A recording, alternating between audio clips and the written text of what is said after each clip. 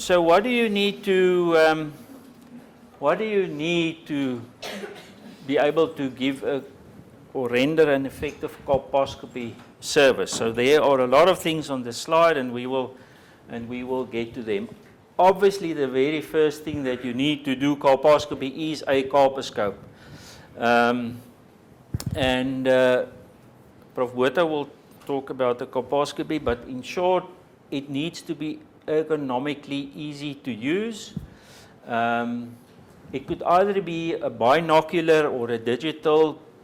I prefer binocular because that was how I was trained, and it gives me a better idea of what's going on in the cervix. You need high intense illumination, preferably multiple magnification with fine focusing and a green filter. I think that's the basics that you need, but Prof. Botha will talk you through that. You need an examination bed or chair. Here on the right is what we have, a Mackie bed, which is actually a fantastic bed. But one day, if you're going to work in your practice, you might not be able to afford a Mackie bed because it will cost you a few $100,000. Then something simple, like in the middle, you get this ordinary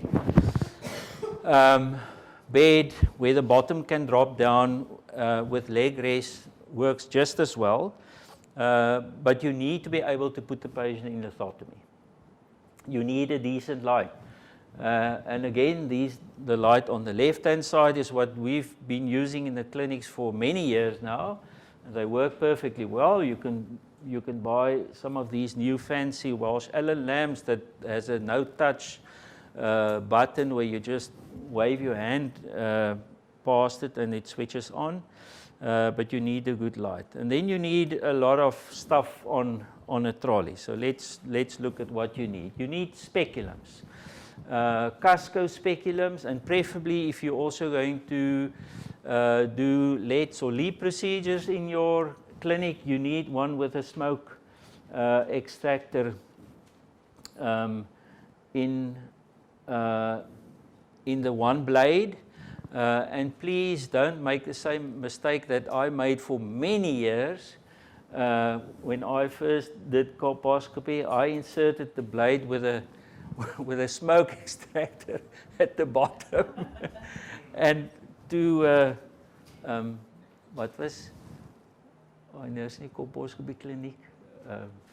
Nee. Klaasen, to her dismay, I always had some blood in the extraction pipe. Until she told me, doctor, you actually have to turn it around. So yeah, it took me a few years. So ideally, that's what you need. You need acetic acid, and that you see is grams iodine, which is actually you need Lugol's iodine. And I looked on the internet yesterday. It's actually not that difficult to mix it yourself. If you need iodine crystals and iodide something and distilled or pre-cooked water, preferably a 5% acetic acid solution.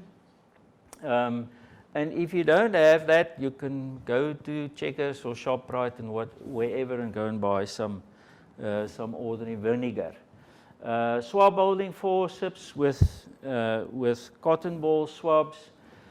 You preferably need a Kogan speculum as well. The Kogan speculum is used if you cannot see the whole of the transformation zone, to look deeper inside, because sometimes you might see something or someone. Will someone please take a picture of this and send it to Neelis? There are two reasons why I've put Neelis up here. One is Neelis begged me to get together a colposcopy workshop for, I think, about a year and a half, and now today he's not here. So please show him that. And the other reason is he once put my face up on one of his slides. So, so that's the two reasons why Neelis features. Okay, you need decent biopsy forceps, and they need to be sharp. There are different ones. I've shown you the graspers here on the right. The one at the top is a Kevorkian Young I prefer using it. You can't see it now well, but on the bottom blade it has 3 little hockeys which tend to grip better on the cervix to take the biopsy. I don't know the name of the middle one, and the bottom one I think is a Berger, no? But there are others as well. So one day when you go into practice, buy a biopsy forceps that you like to use.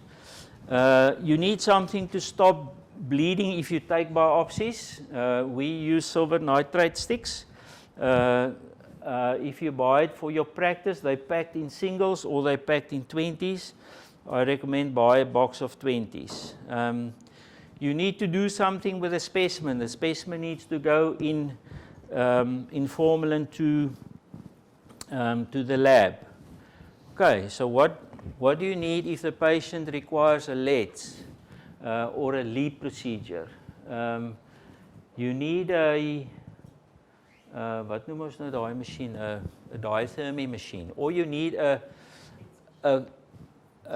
very purpose-specific LEDS machine, which we have had 2 of, but they've been replaced by that.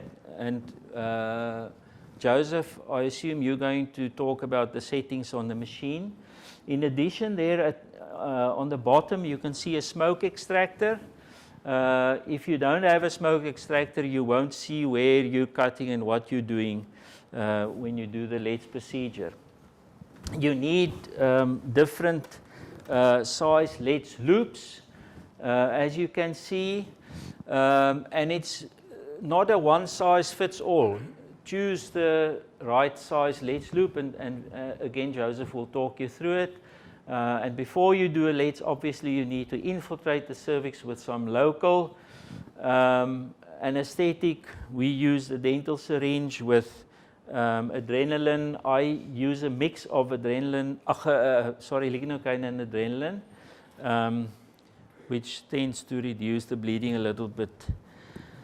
Sometimes, however, you are going to end up with troublesome bleeding, where you can use something like a tampon or a vaginal plug, and you can mix, those are adrenaline ampules, mix adrenaline with saline and soak the vaginal swab in it and pack the cervix. And last but not least, you need personnel. Okay, it is difficult to do this all on your own and having to ask for things. So you need someone to help you, and we are very fortunate in our clinic that we have very good and well-trained staff.